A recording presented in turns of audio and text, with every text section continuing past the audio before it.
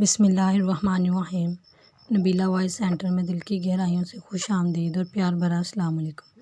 امید کرتی ہوں آپ سب دوست خیریت سے ہوں گے۔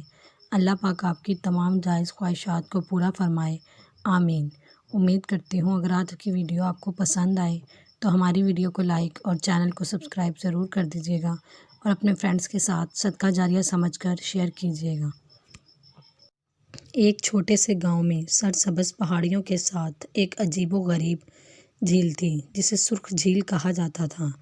دیہاتیوں کے مطابق اس جھیل کا سرخ رنگ پانی کا اس لیے تھا کہ یا تو جادو یا دیوتاؤں کے خون کی وجہ سے تھا، لیکن محنتی کسانوں کے لیے یہ محض ایک جھیل تھی جسے وہ برسوں سے دیکھتے آئے تھے۔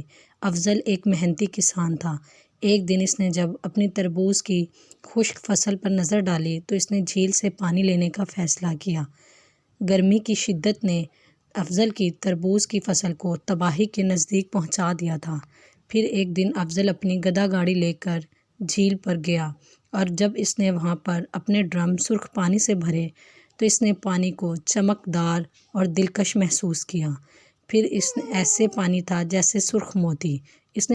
پھر افضل اپنی گدھا گاڑی اپنے کھیت میں واپس لا کر خشک فصل کو اس پانی سے سیراب کرنے لگا۔ کچھ دن گزرے۔ دیہاتی افضل کی اس غیر معمولی حرکت پر سرگوشیاں کرتے رہے۔ وہ دور سے دیکھتے رہے، کسی آفت کی توقع کرتے ہوئے۔ پھر کچھ غیر تربوز جو مرنے کے قریب تھے بڑھنے لگے۔ وہ افضل کے دیکھے گئے تربوزوں سے کئی گنا بڑے اور میٹھے ہو چکے تھے۔ جلد یہ خبر پورے گاؤں میں پھیل گئی۔ دور دراز سے لوگ افضل کی فصل دیکھنے آنے لگے اور لوگ افضل کے کھیت کے تربوز خریدنے لگے جو اپنی عجیب و غریب مٹھاس کی وجہ سے مشہور ہو گئے تھے۔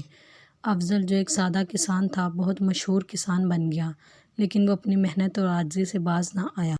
گاؤں کے باقی کسان افضل کی فصل سے جلنے لگے۔ ایک شام وہ سب مل کر افضل کو ہرانے کی سازشیں کرنے لگے۔ ان سب نے اپنی فصل کو جھیل کا پانی دینے کا فیصلہ کیا، لیکن جھیل کے پانی سے ان کی فصل کو کچھ خاص فرق نہ پڑا۔ پھر انہوں نے تربوز کو انجیکشن لگانے کا سوچا، لیکن ان کے تربوز انجیکشن سے خراب ہونے لگے۔ پھر ان کی فصل خراب ہو گئی۔